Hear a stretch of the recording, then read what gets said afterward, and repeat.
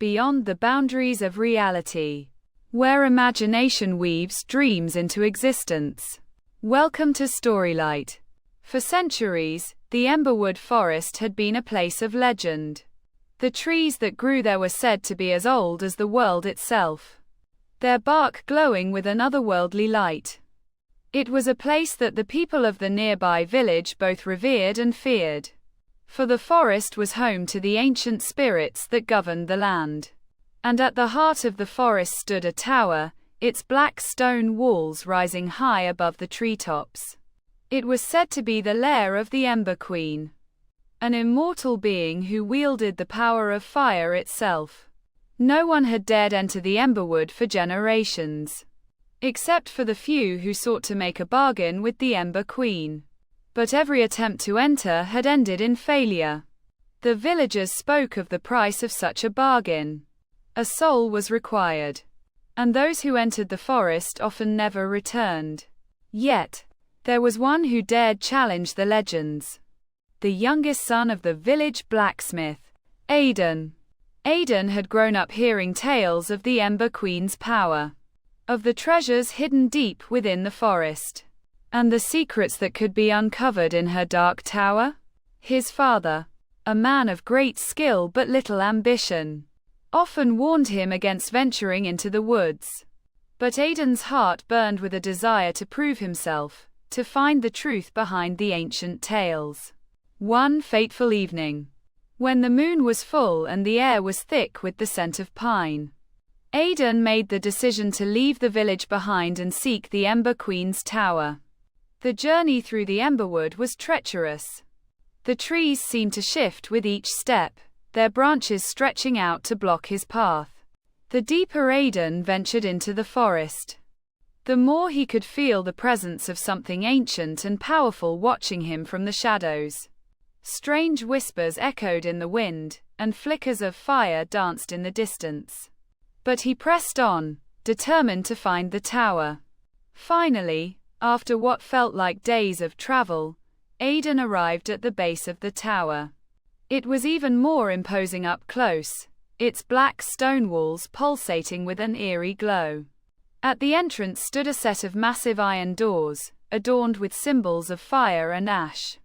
Aidan knew that once he crossed the threshold, there would be no turning back. But the desire for knowledge, an understanding of the ancient magic that had governed the land for centuries, was too great.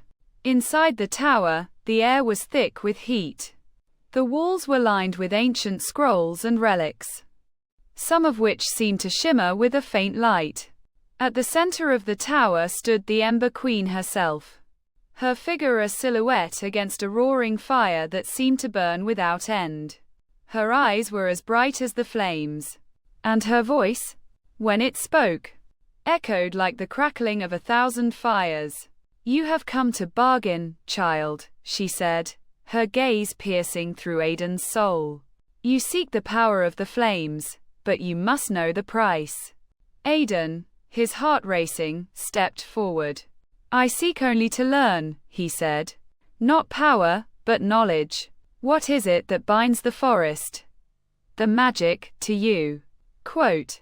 The Ember Queen's smile was as cold as ice. "Knowledge, once obtained, can never be unlearned," she warned. "You seek to unravel the fabric of time itself. But be careful. Some truths are too dangerous to know." Despite her warning, Aidan pressed on.